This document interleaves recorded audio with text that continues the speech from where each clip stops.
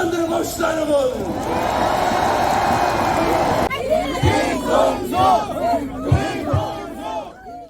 안녕하세요. 오마이뉴스 김병기 기자입니다. 21대 대통령 선거 중반전으로 접어들고 있는데요. 오늘은 그간 선거 때마다 캐스팅 보트 역할을 해온 충청 민심을 알아보려고 합니다. 심규상 오마이뉴스 대전 충청 본부장과 함께합니다. 안녕하세요. 예, 안녕하세요. 심규상입니다. 예. 우선 지난 19대와 20대 대선에서 충청 유권자들이 어떤 선택을 했는지부터 짚어보면 어떨까요? 예.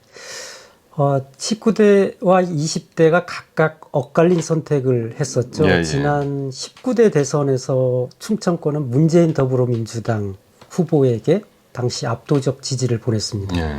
특히 세종에서 51.10%의 높은 득표율을 기록하면서 문 후보의 당선에 힘을 좀 보탰는데요. 당시에 전국 평균 득표율이 41.1%였거든요. 그리고 대전광역시 역시 42.90%로 문 후보가 우위를 점했고요.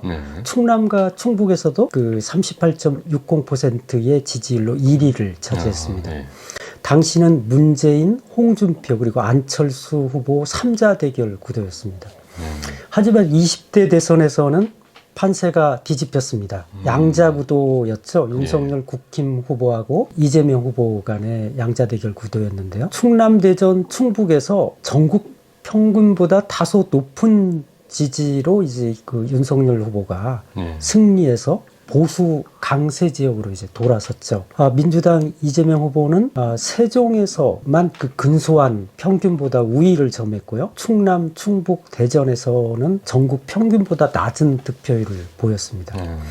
당시 이 후보와 윤 후보의 표차가 불과 전국에서 24만 7천여 표 정도밖에, 그러니까 그 퍼센트로는 0.73%포인트 차밖에 나지 않았는데요. 그렇죠. 충청권에서만 75만여 표의 격차를 보였습니다.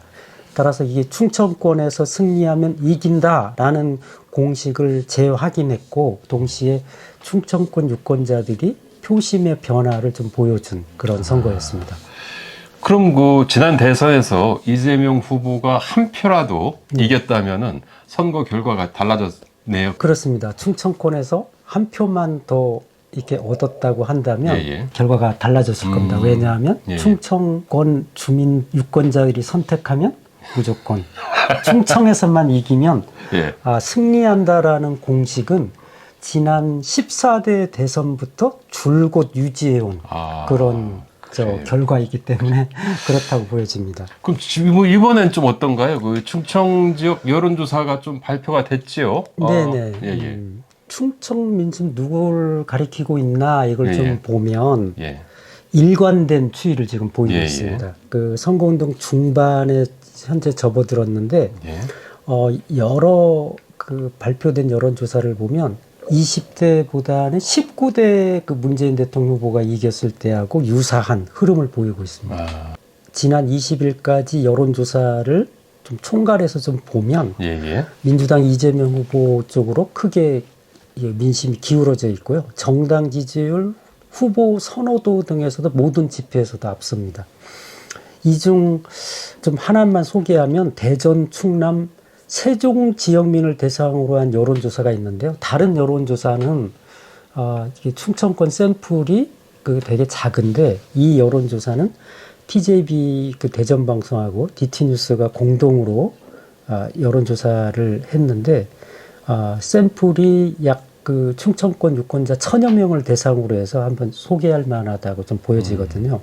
이재명 후보가 대전에서 47.8, 충남에서 48%, 세종에서는 52%의 지지율로 김문수 후보 또 이 지지율과 비교하면 그 대전과 충남, 세종에서 그 전체적으로 18%포인트 안팎의 그 많은 격차로 우위를 점하고 있습니다.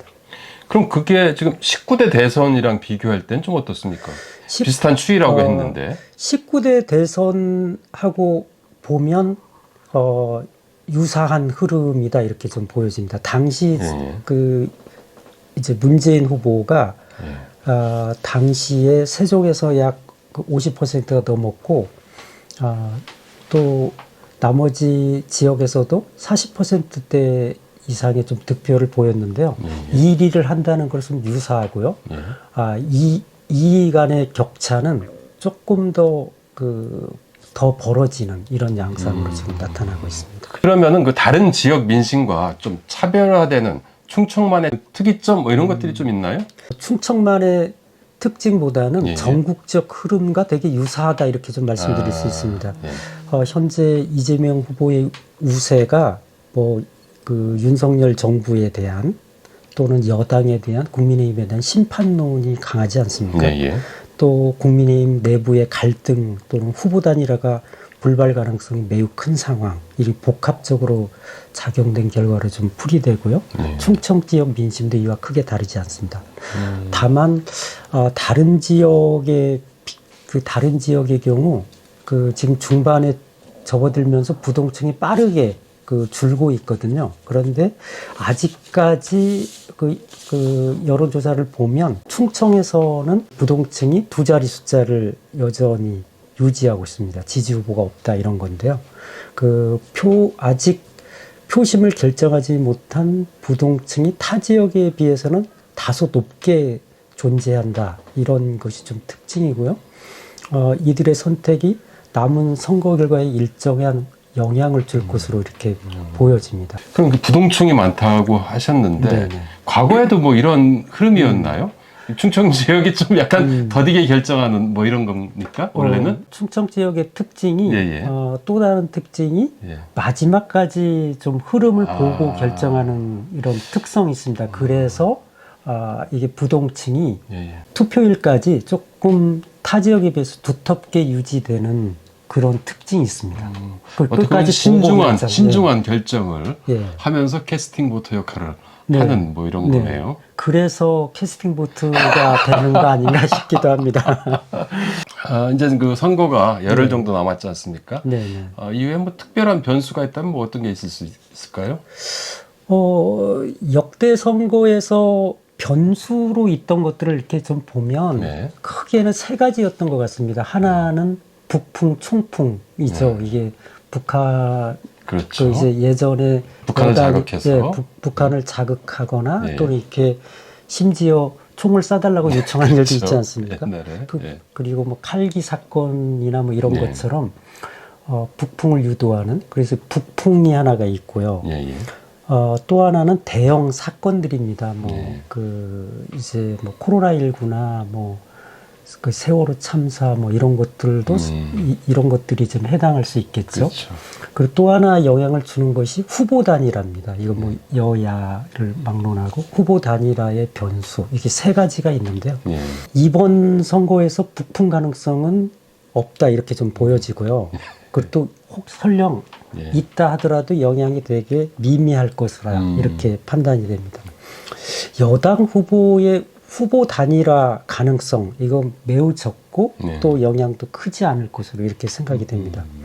그리고 뭐 대형 사고 뭐 이것은 예측할 수는 없지만 거의 무시해도 되지 않나 개인적으로 그렇게 생각이 되고요. 그럼 특별한 변수가 없다면은 이 분위기는 이 흐름은 계속해서 끝까지 가지 않을까라는 이런 점만 그렇게 보여집니다. 볼 수 있겠네요. 다만 이제 충청권 유권자들에게는요 행정수도 완성이라는 예. 정책 공약 여기에 많이 이게 요구가 있거든요. 그런데 이미 이것도 예. 여론에 다 반영이 됐다고 보여지고요. 네. 결국 이 여당 후보나 예. 현 정부의 여당 후보에 이게 거는 행정수도 완성 뭐 이런 기대치는 매우 낮기 때문에 예. 이것이 이미 여론에 다 반영된 것이 아닌가 이렇게 좀 생각이 됩니다. 계속해서 이제 그 캐스팅 보트 역할을 해왔는데 이번에도 뭐 그런 역할을 당연히 하지 않을까? 뭐 어떻게 전망하십니까? 전체 그 선거 판도에서 충청 지역 민심이 차지하는 그 위상은 어떻게 될 것으로 좀 전망하시는지요?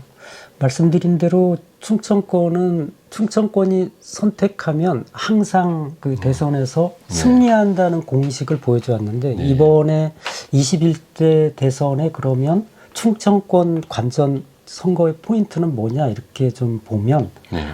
여전히 이번에도 민심의 풍향계 또 역할을. 가늠자 역할을 할 수 있을까 아닐까 이런 건데 예, 예.